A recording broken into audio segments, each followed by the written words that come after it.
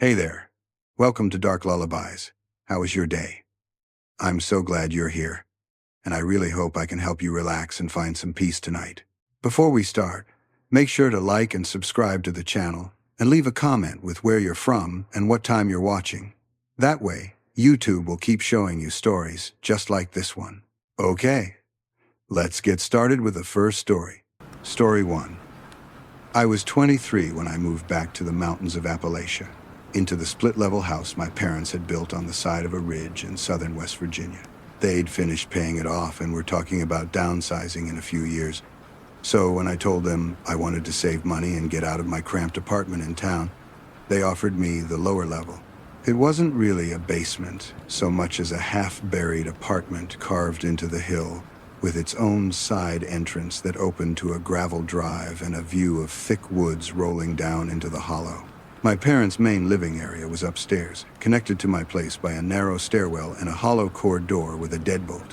They spent a lot of time on the road now that my dad was doing seasonal work and my mom liked tagging along craft fairs in North Carolina, visiting friends in Tennessee, that kind of thing. It was a good deal for me. Cheap rent, mountain air, and just enough distance to feel like I had my own life.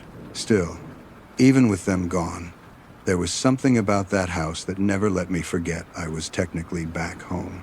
You know, that weird, suspended feeling where you're an adult but the walls remember you as a kid. I couldn't fully relax, couldn't fully be myself, especially when it came to having friends over. That changed one long weekend in late fall when my parents took the truck and headed down to Gatlinburg. It was my first real stretch of having the place to myself. No one popping in, no one calling to ask if Id fed the neighbor's dog.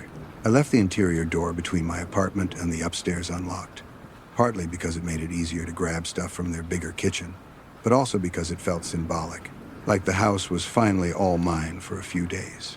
That Friday night, my friends Mark and Eli drove up from town with a cooler of beer and a couple bags of gas station snacks.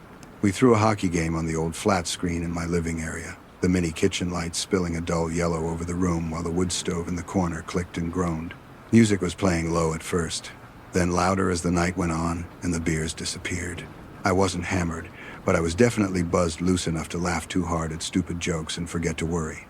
Every so often, I'd jog up the stairs to grab more drinks from my parents' fridge, passing by my mom's, magnets, and my dad's stack of mail on the counter like they were background props. The first horror detail didn't feel like horror at the time. On one of those trips, near midnight, I noticed something small and strange without really clocking it. There were muddy streaks on the upstairs kitchen floor, thin as fingers, arcing away from the back door, and one of my dad's hunting knives was lying on the edge of the counter with the blade pointed toward the stairs, like someone had set it down halfway through a thought. I assumed my dad must have left it there in a rush before the trip. He was always misplacing tools, and the mud, I figured, came from their last time hauling firewood. Maybe I didn't want to think too hard about it. I just kicked my shoes off, grabbed the beers, and headed back down to the guys. By the time the game ended, Mark and Eli were in no shape to drive back down the twisty mountain road. The couch in my living room was this massive sectional that could easily fit 3 people if you laid the right way. So they claimed that, and I went to my bedroom at the end of the hall. The house was quiet in that heavy Appalachian way. No traffic, no sirens, just the steady hum of the fridge and maybe a distant dog barking somewhere across the ridge. At some point in the middle of the night, I woke up with that disorienting jolt where your body knows something's wrong before your brain catches up. The room was dark, except for a thin gray line around the curtains. Then I heard it. Slow, deliberate footsteps above me, moving across the upstairs kitchen. The floor in that part of the house has a particular sound, a hollow knock with each step, so I knew it wasn't the wood stove contracting or the house settling. It sounded like a person. Half asleep, my mind went to the easiest answer. Mark or Eli must have gotten up to grab some water or raid the upstairs fridge. It made enough sense that I rolled over and tried to let it go. A few minutes later, there was another sound. Closer this time, the soft rattle of my bedroom doorknob. It turned once, then again, a light, testing twist, and then it stopped. I always locked my bedroom door. It was this old habit from living with roommates in small apartments, but in that moment, the old habit felt like a blessing. Instead of calling out, I did what I always do. I decided it was easier to pretend to be asleep than to deal with the awkwardness of someone stumbling and drunk. The knob stayed still. No knock, no voice, nothing. My heart slowed. Eventually, the darkness sucked me back under. In the morning, the light cutting in through the curtains felt almost too bright. I shuffled out to the living room and found Eli still snoring on the couch. But Mark's shoes were gone, his spot empty. Head apparently sobered up enough at dawn to drive home. Eli groaned when I opened the fridge and asked if Head gone upstairs during the night. He squinted at me, rubbed his face, and said he didn't remember anything past the second period. It was the kind of answer that could have been the truth or a drunk blur. We joked about it once or twice as we ate greasy breakfast sandwiches from the gas station down in the valley, sitting on the back steps and watching the fog lift off the trees. I let the whole thing slide. I didn't text Mark. I didn't think about the muddy streaks on the kitchen floor or the knife I'd seen on the counter.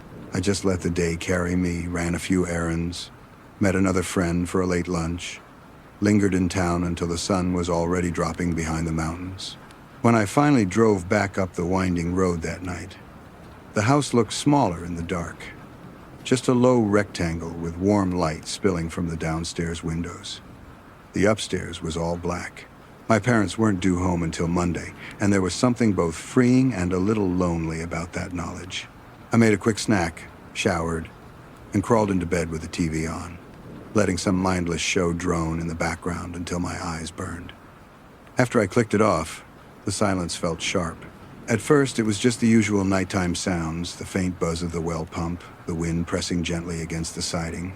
Then, almost immediately, came the second horror detail, the one that still makes my throat go dry when I think about it. Soft, uneven creaks from the ceiling above my bed. They moved slowly, like someone adjusting their weight, trying not to be heard. The upstairs kitchen sat right over my room. So again, my brain grabbed for the most forgiving explanation. Old wood, changing temperatures, the body of the house stretching and groaning. I lay there in the dark, trying to sync the noises to something rational, telling myself I was being paranoid. My heartbeat was a little too fast, my mind a little too awake. But after a while, the sounds faded, and I almost convinced myself it imagined the whole thing. Then my bedroom doorknob moved again. This time it wasn't subtle. It twitched sharply to one side, then back, like whoever was on the other side had more confidence. There was a pause, and then a light knock, not loud, not aggressive, just a soft, deliberate tap like someone talking with their knuckles. Every nerve in my body turned to static. If it had been one of my friends, they would have said my name, laughed, made some joke about needing to borrow my charger or find a blanket. There was only silence. I didn't say, "Who is it?" I didn't warn them I was calling the police.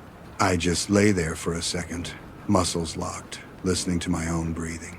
Then I moved. I reached for my phone, fingers clumsy, and texted my parents first, then Mark and Eli, asking if any chance they'd come back to the house or had a spare key. My parents didn't answer. They were hours away and probably asleep in some rental cabin. Neither of my friends replied. It was like screaming into a void. I slipped quietly out of bed, staying low, and stepped into the corner of the room where the wall jutted out, putting the dresser between me and the door. I grabbed the heaviest thing within reach, a metal floor lamp, believe it or not, and held it like some makeshift spear. I stood there like that for what felt like a long time, my arms starting to ache, my ears straining. The doorknob stayed still. No more knocks. Part of me wanted to believe I'd scared whoever it was off just by not responding. The rest of me knew that was wishful thinking. Finally, with my voice barely above a whisper, I called 911 and told the operator there was someone in my house. My words came out quiet and shaky, but there was a core of clarity underneath. I knew what I'd heard. I knew I was alone, miles up a mountain road, with no neighbors close enough to hear me yell. The dispatcher stayed on the line, her voice this steady anchor in my ear as I described the layout of the house, the side entrance, the stairs. At my request, she told the officers to come to my bedroom window instead of the door. I didn't want to risk stepping into that hallway alone. Minutes stretched out like hours. The only sound was my own breathing and Once, a faint scrape from somewhere above, like something was being dragged across the floor. When the tap came at my window, I nearly dropped the phone. A flashlight beam slid across the glass and an officer's voice called my name. I lifted the window with shaking hands and passed him my keys, the cold air rushing in like a blessing. A minute later, I heard the side door to my apartment open and 2 sets of boots moving through my living room. I finally unlocked my bedroom door and stepped out, flicking on every light I could reach. The officers swept through my apartment first, opening closet doors, checking behind the old wood stove, peeking into the laundry room. There weren't many places to hide down there, and they moved with a kind of practiced calm that comes from having done this 100 times. Nothing. Then we moved up the stairs. The air on the main level felt different, cooler, almost sour. Maybe I was imagining it. Maybe adrenaline makes everything smell wrong. The men checked the front door, the back door, the kitchen. That's when I saw the third horror detail. A small, rough-edged hole in the drywall near the top of the stairs, no bigger than a dime, exactly at eye level for someone standing in the hall. It hadn't been there before. Fresh, chalky dust ringed the opening, like it had been drilled in the past day or two. I realized, with a nauseating wave, that from that spot you could see straight down the staircase into my part of the house. Someone had been watching. I opened my mouth to say something to the officers, but before I could, one of them called out from down the hall, his voice snapping tight. They were in my parents' bedroom. I stayed in the hallway, too scared to go further. Hearing the shift in their tone, the sudden urgency, one yelled, "Come out now!" followed by the scrape of something heavy and a low grunt. I edged forward just enough to see a sliver of the room. The unmade bed, my mom's dresser, and 2 uniformed backs bent slightly as they looked down. There was someone under the bed. They shouted commands. Voices firm and loud enough to erase any doubt that this was real, not some anxiety spiral in my head. A moment later, they pulled him out, a tall, gaunt man in a filthy hoodie and cut-off shorts, his bare legs streaked with dirt. His hair was greasy and matted. His eyes, when they lifted to meet mine across the room, were full of something I still don't have a word for. It wasn't just anger. It was ownership. Like it'd ruined plans he believed he had a right to. The sight hit me in the chest like a physical blow. One of the officers asked if I knew him, and I managed to say no, shaking my head so hard it almost hurt. They cuffed him and walked him down the hall, down the stairs, and out into the cold night, his footsteps thudding over the same floors he'd grown up running across in socks. Only after he was gone did I realize my hands were shaking so badly I could barely hold my phone. Before they left, the officers did one more sweep, this time including the attic space accessed from the hallway. I watched from the bottom of the pull-down ladder, that thin wooden frame creaking under their weight. They were up there longer than I expected. When they came down, one of them was carrying a small duffel bag. He didn't show me what was inside, but I saw enough as the flap fell open for a second. A half-empty water bottle, food wrappers, a rolled-up sleeping bag, and what looked like a couple of my dad's shirts. The implication was worse than anything they could have said out loud. This man hadn't just wandered in off the road tonight. Had been here. Had been staying here. In my house. Above my head. After they left, the silence slammed back down, heavier than before. I texted every family group thread, every close friend, pouring out the story in choppy paragraphs. Only a couple people responded. It was too late. Everyone else asleep in their safe, ordinary homes. I finally crashed sometime near dawn and called my parents the second I knew they'd be awake. They were shocked, angry, then oddly calm, making the kind of practical decisions you make when your brain can't handle the emotional ones yet. Because nothing seemed to be stolen and the guy was, in their words, obviously a drifter. They didn't push hard on charges. I can't say I agreed, but I also didn't have the energy to fight about it. What stuck with me wasn't the legal side. It was the realization that somewhere between leaving that interior door unlocked, ignoring the mud and the knife, brushing off the footsteps and the knob turning, I'd let a stranger share my life without knowing it. Most nights now, years later, I still double-check every lock, every window, even if I'm in a tiny apartment with a dozen neighbors on either side. Sometimes, when I turn off the lights, I remember the little hole in the drywall at the top of those stairs and wonder how many hours he stood there, eye pressed to that opening, listening to us laugh over the game, watching me go up and down the stairs like I lived in a world where danger was always somewhere else. If you've ever had something happen that made your own home feel unfamiliar or unsafe, even just for one night, I'd honestly like to hear it. Drop it in the comments, because I still don't know if sharing these stories makes the fear better or just reminds us we're not the only ones who've had someone quietly waiting on the other side of the door. Story 2. I moved up into the Appalachian Mountains 5 years ago because I was tired of hearing other people's lives through paper-thin walls. Down in town, it was sirens, arguments, trucks hitting their Jake brakes at 3 in the morning. Up here, on the side of a ridge in eastern Tennessee, there was just my cabin, a narrow gravel road that wound up from the highway, and a small lake tucked in the fold of the hills behind my place. I told everyone it was about fishing and fresh air, and that was true.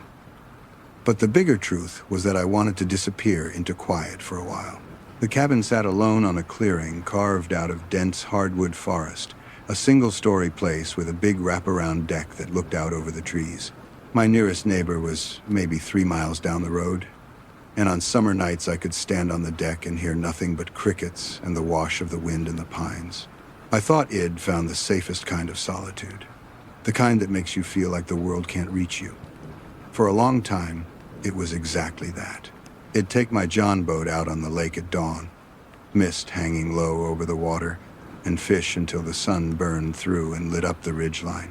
I'd come back, sit on the deck with a cold beer as the light faded, listen to owls calling in the distance. Days bled into each other in a way that felt soft and harmless. It stayed that way until late one October, when the air turned sharp and the leaves went from flame to bare branches almost overnight. That's when the noises started. The first time I noticed anything, it was a small thing. One of those details you only realize was important in hindsight. I was on the deck after dark, bundled in a flannel, staring out into the tree line. The woods had that flat, muffled sound they get when it's cold and still. And then I heard it, the crisp snap of a twig from somewhere beyond the tree line, just loud enough to be distinct from the usual night chatter. I told myself it was a deer, or maybe a raccoon rustling around. There's plenty of wildlife up here, and I had gotten used to it. But as the days went by, the sounds started to feel less like random animal movement and more like patterns. Leaves crunching, then stopping. A branch creaking once, like weight had shifted on it, and then silence. It was the kind of thing you can almost shrug off during the day. But at night, when the cabin was lit up and the outside world was just a black wall of trees pressed against the windows, it gnawed at me. One evening, I was locking up before bed and decided to cut around the side of the cabin to check on the generator. The ground was damp from a drizzle earlier, the soil soft. That's when I noticed the first real wrong thing. A set of boot prints under the spare bedroom window. They were clear and fresh, pressed into the mud right up against the foundation, like someone had been standing there for a while. The tread pattern didn't match my boots. Mine are worn smooth in the middle from years of use. These had a deep, aggressive pattern, almost new. The prints led up from the tree line, stopped at the window, then turned and disappeared back into the woods. I stood there, breath clouding in the cold air, my mind trying to come up with a version of the story that would make sense. A hunter who got turned around? Some lineman from the county checking on a line I didn't know about? The explanations felt thin, but I grabbed onto them anyway and went back inside, telling myself not to be dramatic. That night was the first time I heard the scratching. It started as a faint, irregular sound from the side of the house, like branches rubbing against the siding. I was sitting on the couch, the TV turned low, when it moved from somewhere near the kitchen to the wall by the spare bedroom. It was quiet enough that I had to mute the TV to really pick it out. A light, deliberate scrape right under the window frame, not the wild, random rustle of an animal. My heart rate kicked up. Still, I didn't rush outside. Instead, I did what I always do when I'm trying not to panic. I made a list in my head. Squirrels, Raccoons. Loose paneling. The mountain wind picking up. I triple-checked that the windows and doors were locked, told myself I was being paranoid, and went to bed. Sleep came in thin, broken pieces. The next morning, in the gray light, curiosity and unease pushed me back out to that same side of the cabin. The boot prints from the day before had blurred a little, but they were still there. What hadn't been there was what I saw now. Thin, vertical scratches etched into the wood around the spare bedroom window, right where the lock sits on the inside. They weren't deep, but they were clustered and focused, like someone had tried something and given up. When I leaned in closer, I saw something else that made my skin prickle, a smeared, greasy half-print on the glass itself at eye level, like the faint outline of fingers pressed there recently and then rubbed away. It could have been mine, I told myself. Maybe it'd leaned there months ago, cleaning or fixing something and forgotten. But I knew I hadn't. That second horror detail made the first one feel less like a coincidence and more like a message. I spent the rest of the day trying to argue myself back into calm. I fixed small things around the property, checked the trail cameras I had set up near the lake. Strangely, the camera that faced the path behind the cabin had a dead battery, even though Id replaced it a week before. I told myself the cold did it. I let the rationalizations pile up just high enough to step on. That night, the sounds didn't just come back, they changed. I woke up around 2 a.m, lying on my back, staring at the faint rectangle of the ceiling in the dark.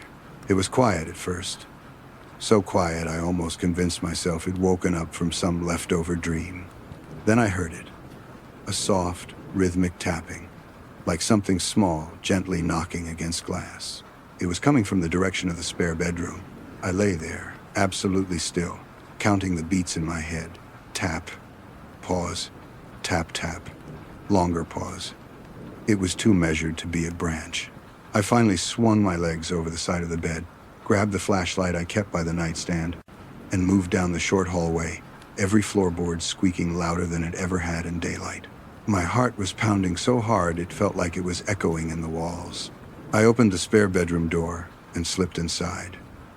The air felt stale, almost unused. I hardly ever went in there. It smelled faintly of dust and old blankets. The tapping had stopped.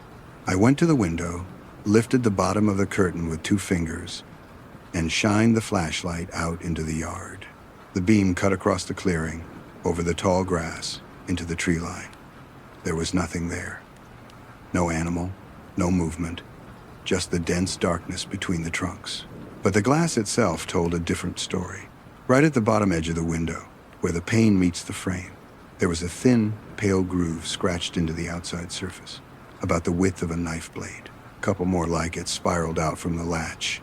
My stomach dropped. I did one slow circuit of the room with the flashlight, and that's when I saw the small, crumpled shape in the corner of the closet.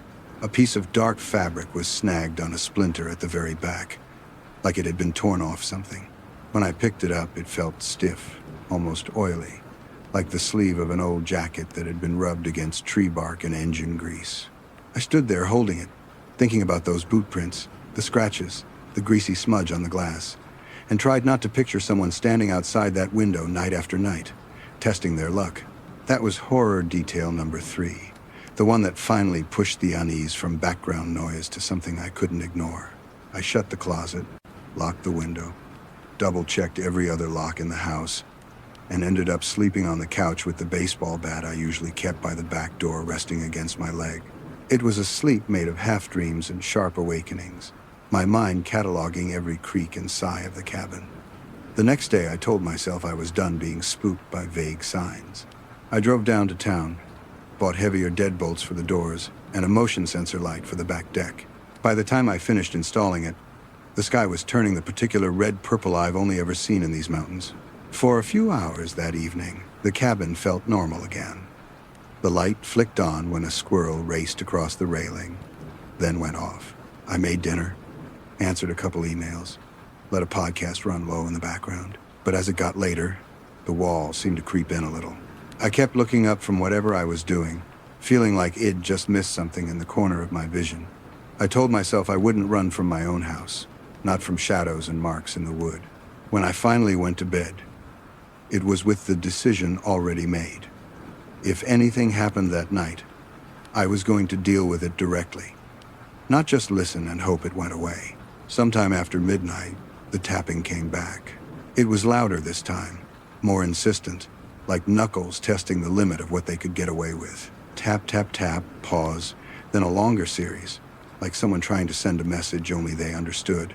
I felt the fear, but underneath it there was a flash of anger. This was my home, my quiet, my hard-earned solitude, and something or someone was prying into it.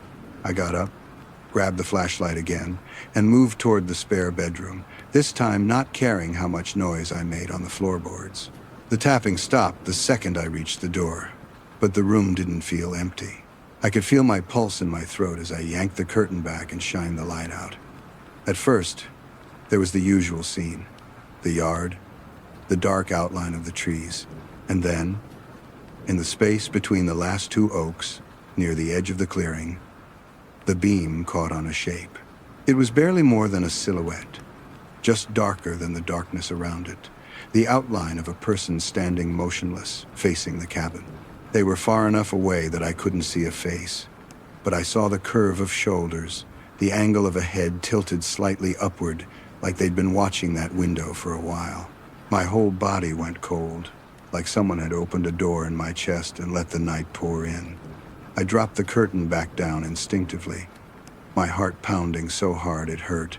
In that moment, all the small details, the prints, the scratches, the grease on the glass, the torn cloth snapped into a single, horrible picture. This wasn't random. This was deliberate. Someone had been circling my life up here like a vulture, testing the edges. I backed out of the room, hand shaking as I grabbed my phone from the nightstand. Calling 911 from a cabin in the mountains feels different than calling from a city. You're acutely aware that help is not around the corner. My voice came out hoarse and too fast when the dispatcher answered, but she was calm enough for both of us. I gave my address, described what I'd seen, the recent noises, trying to keep it brief and clear. She said deputies were on their way, told me to stay inside if I could. While I was still on the phone, I heard something that made my skin crawl more than anything I'd heard outside. A slow, deliberate creak in the hallway between my bedroom and the living room. The sound of weight being put on an old board that only groaned like that when someone stepped on it a certain way. For a second, I honestly thought my heart might just stop. The sound hadn't come from outside. It was inside the cabin. The person who'd been under my window, in the tree line, had found a way in. I didn't wait to investigate. I dropped my voice to a whisper, told the dispatcher he was inside, and moved straight to the back door off the kitchen. I unlocked it, eased it open just enough to slip through, and then I ran. The cold hit my face like a slap as I bolted off the porch and into the dark, my socks slipping on the frost-hardened grass before I found my footing. I didn't look back at the cabin right away. Some primal part of me was convinced that if I turned around, it'd see someone standing in the doorway watching me. Instead, I aimed for the tree line on the far side of the property, the one that sloped downhill toward the lake. Branches whipped at my arms as I pushed through the first line of trees, the flashlight beam jostling wildly ahead of me. I ran until my lungs burned and my legs felt like they might give out, then dropped behind a thick trunk, trying to get my breathing under control. Through the gaps in the branches, I could see the cabin, a small box of warm light in the darkness. A few minutes later, the distant glow of headlights wound its way up the gravel road.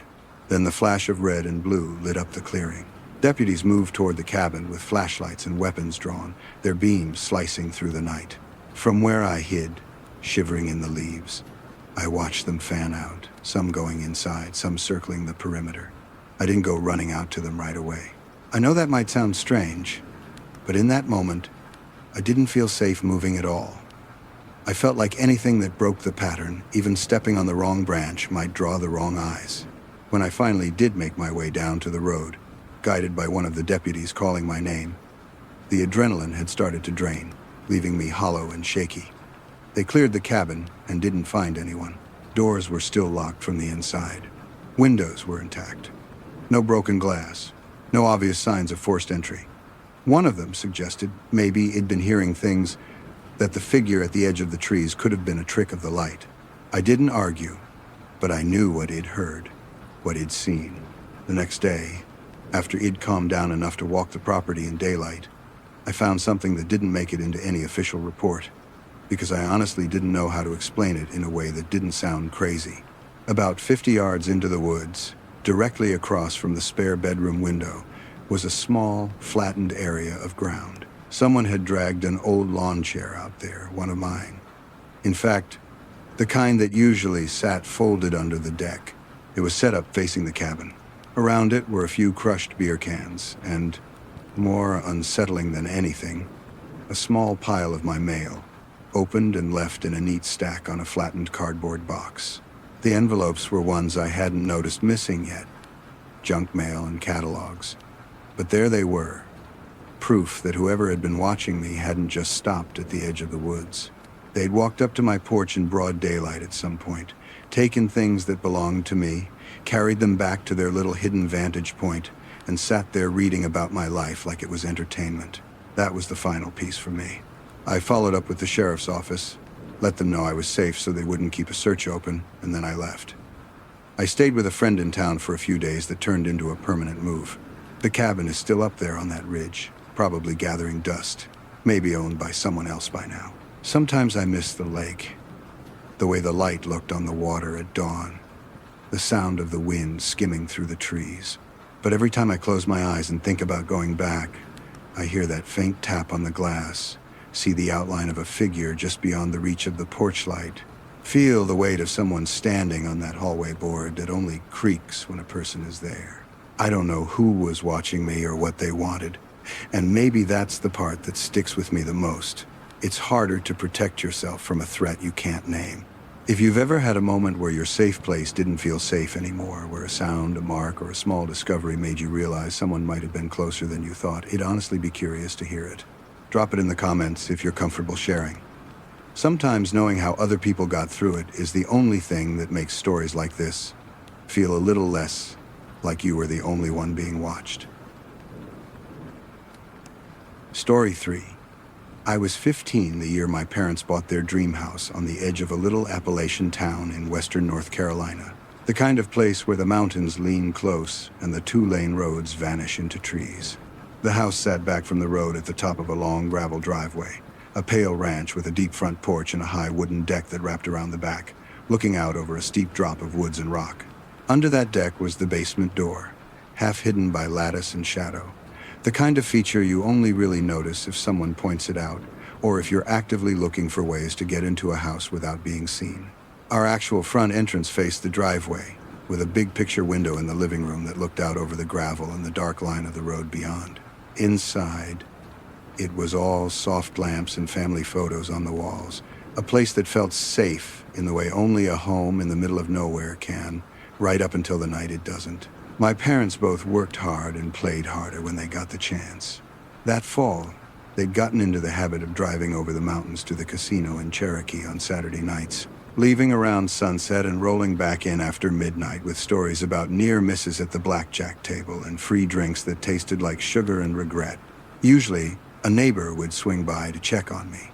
But that particular night, they decided I was old enough to handle a few hours alone.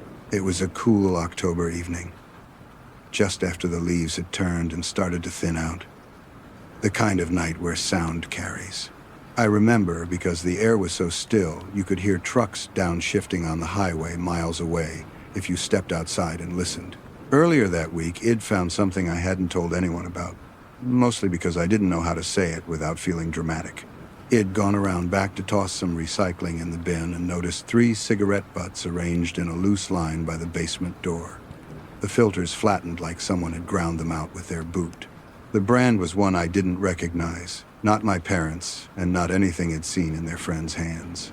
Close to the jamb, near the handle, there was a faint, dark smear, like the grease left behind from someone's fingers, and a scuffed mark in the dirt where a shoe had pivoted. At the time, I'd convinced myself it was probably just some worker from before we moved in, some leftover evidence I hadn't noticed. Still, I remember standing there longer than I needed to, listening to the silence and feeling, in a small, quiet way, watched. On the night everything went wrong, my parents pulled out of the driveway around 6, the taillights shrinking and then vanishing behind the curve of trees. The house folded into its own quiet. It was just me and our black lab, Scout, a sweet, goofy dog who usually cared more about tennis balls than anything else. I made myself a frozen pizza, turned on the TV in the living room, then migrated to my bedroom with my laptop to message friends and watch videos. The glow of the screen, washing everything in that cool blue light that makes time blur.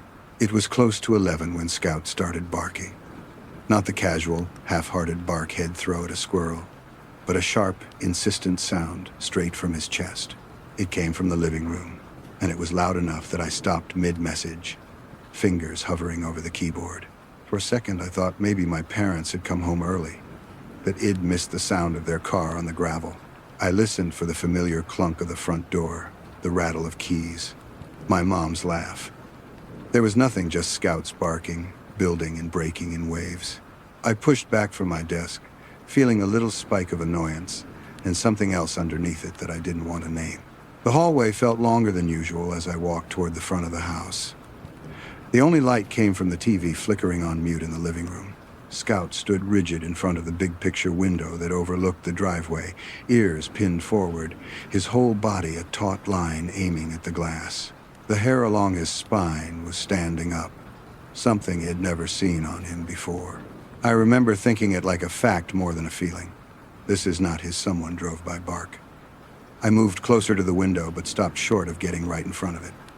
Outside, the driveway was empty. Our car was gone, obviously. And beyond that, there was only the pale strip of gravel fading into darkness. No headlights, no silhouettes, no movement. The porch light threw a weak circle onto the top of the steps, but just beyond that it was pure black. I could see my own reflection faintly in the glass. Scout's too, his head jerking as he barked. The first horror detail of that night came when I leaned in just a little, trying to peer past my own reflection. There was a faint, quickly vanishing blur at the far edge of the window. The kind you see when something moves away fast enough that your brain almost decides it imagined it a darker patch, slipping out of frame by the porch post. I froze, every instinct I had screaming at me not to move closer. Scout kept barking, his nose practically pressed to the glass now, paws braced. I told myself it could have been a car's shadow, a trick of my own movement. Anything but what it felt like. Someone inches from the other side of that glass a second ago, close enough to see the room, close enough to see me. I backed away, keeping my eyes on the window, and checked the front door. It was locked, the deadbolt turned, the handle secure. I walked the house after that, more out of a need to do something than any real plan. Back door locked, windows latched. Scout's barking would flare, and then cut off, like head catch a scent and then lose it. It was a strange stop-start pattern that set my teeth on edge. I ended up back in my room, telling myself I was overreacting, that if there had been someone outside, they were long gone. But my focus was shot. Every creak of the house, every shift in the wind outside had a new edge. I was starting to settle again when I heard the first knock. It wasn't at the front door. It came from the side of the house. A solid, hollow sound that I could feel through the floor more than hear. Scout erupted again, this time running from the living room toward the kitchen, his nails scratching on the hardwood. I followed slower, pulse climbing, that dry taste of fear hollowing out my mouth. The side door off the kitchen led to a small concrete pad and then to the slope that dropped down toward the woods. There was a small window beside it, but the porch light over there was out. The kitchen was dark except for the little green glow of the microwave clock. Scout stood rigid in front of the door, barking at the bottom edge like something was pressed right up against it. The knock came again, a 3-beat series that sounded too measured to be anything but intentional. My mind scrambled for explanations. Maybe my parents had come back and decided to use the side door for once. Maybe a neighbor needed something. Maybe there had been an accident on the road. But even as I thought it, I knew my parents would never knock like that.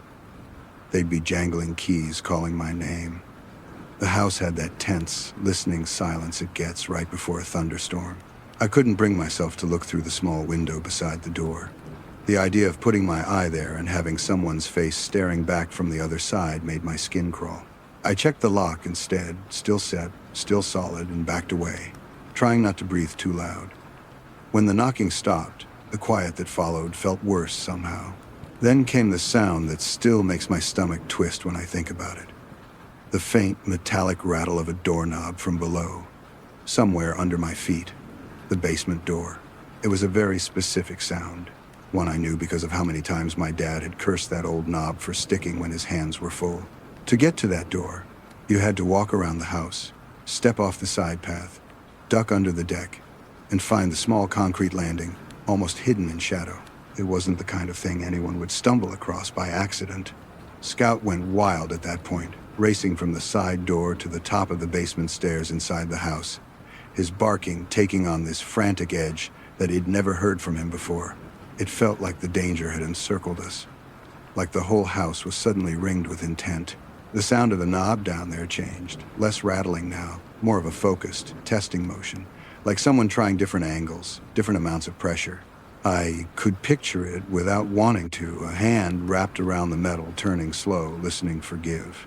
Then, abruptly, there was a soft, muffled thud, as if a shoulder or a hip had bumped the door, followed by total silence. That silence was somehow the worst horror detail of all, because it meant I didn't know what stage we were at anymore. Had the person given up and left, or had they made it past the first barrier? The basement in that house wasn't finished. It was raw concrete under the main floor, with the stairs coming down along one wall from a door in the hallway. We rarely used it except for storage and storms. There was a door at the top of those stairs that we kept closed more out of habit than anything else.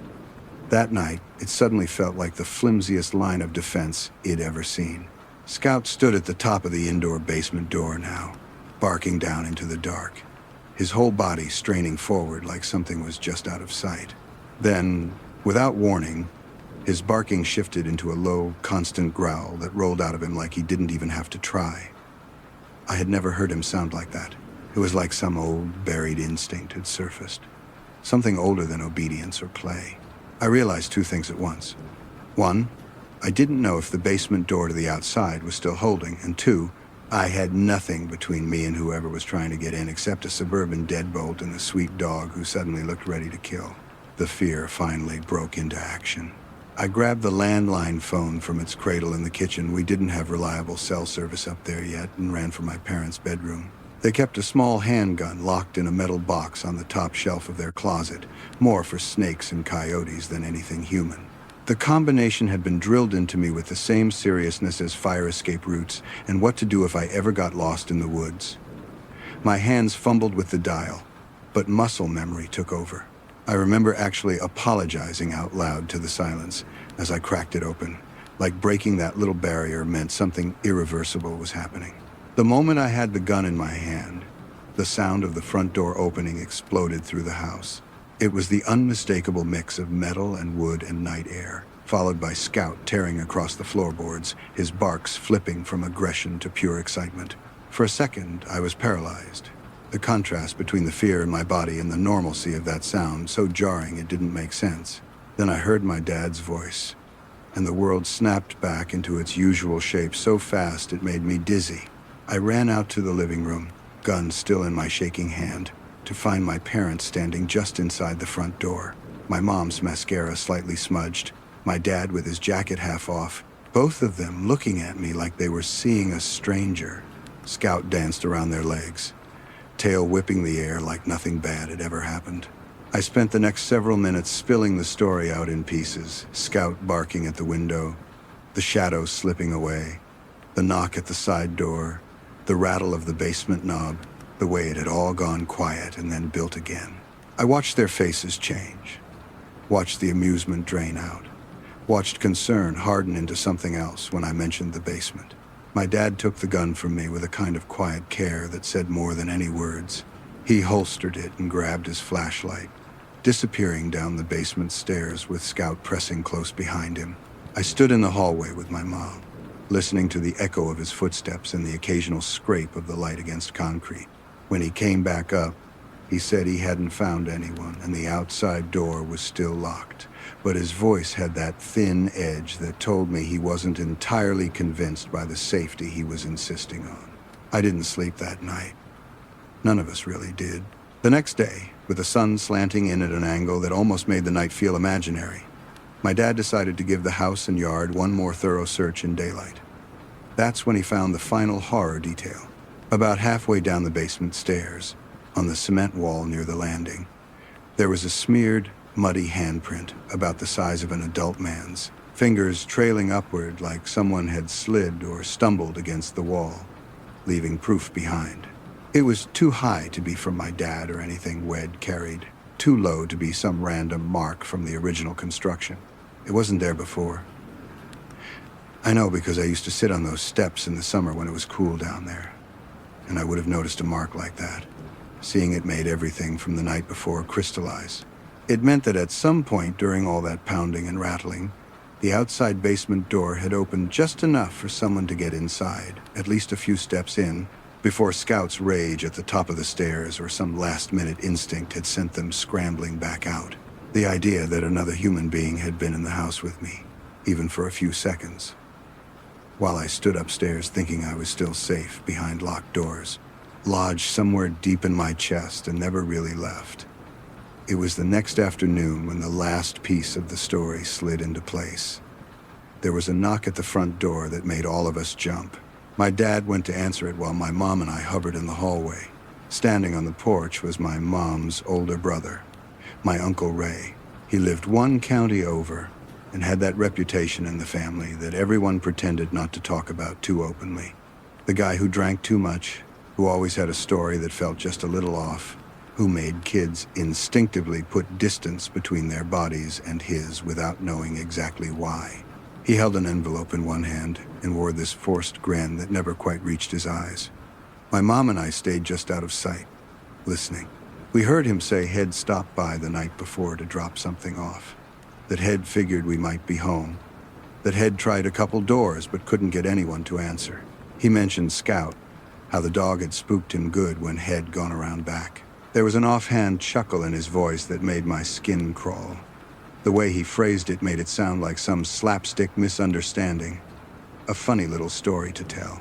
From the hallway, I could see my dad's shoulders stiffen. The conversation ended abruptly, the front door closing with more force than usual. My dad came back into the house holding the envelope like it was something that needed to be handled carefully. Inside was a card with some generic thank you message for helping his daughter, my cousin, with softball practice that past summer, and a gift card tucked into the crease. My mom and I stared at it, then at each other, as my dad explained in short, clipped sentences what Uncle Ray had said on the porch. The picture that formed in my mind, piece by piece, was almost worse than the faceless intruder Id imagined. It wasn't some stranger hunting for a random house. It was someone who knew us, knew where we lived, knew our routines well enough to show up late on a Saturday night, circle the house, and try the least visible entrance when no one came to the obvious one. Someone who'd heard the dog, seen no lights go on, and instead of walking away, had kept probing, kept testing doors, kept pushing the boundary of what dropping off a card looks like. My dad's anger that day was quieter than I expected, but it ran deep. He called my uncle afterward, and whatever was said in that conversation drew a line that never got erased. We stopped going to family gatherings where Ray might be, stopped inviting him into our home. Over time, the whole thing got mentioned less and less, folded into that category of family stories that live in the back of your mind instead of on your tongue. I still think about Scout, about how he threw his whole body between me and something he couldn't name but recognized instantly. I think about those cigarette butts by the basement door, about the handprint on the wall, about the way my uncles, I just stopped by, glossed over the fact that Head been walking the perimeter of a teenage girl's house in the dark, trying hidden doors, long after anyone would consider it normal. When I look back now, what scares me most isn't what did happen, but what could have, if Scout hadn't been there, if the basement door had opened a little sooner, if my parents had stayed at the casino an extra hour. It took me a long time to trust the kind of quiet that house had again. Even now, in other homes and other towns, I still get that prickle at the back of my neck when a dog barks at the wrong time of night, or when a knock comes at a door we weren't expecting anyone to use. If you've ever had a moment where you realized someone you were supposed to trust was capable of crossing a line like that, or if you've had a dog or any animal step up for you in a way you'll never forget, I'd honestly like to hear it. Share it in the comments if you feel comfortable. Sometimes knowing other people have had those "this is not okay" nights makes you feel a little less alone with the memory of who was on the other side of the door.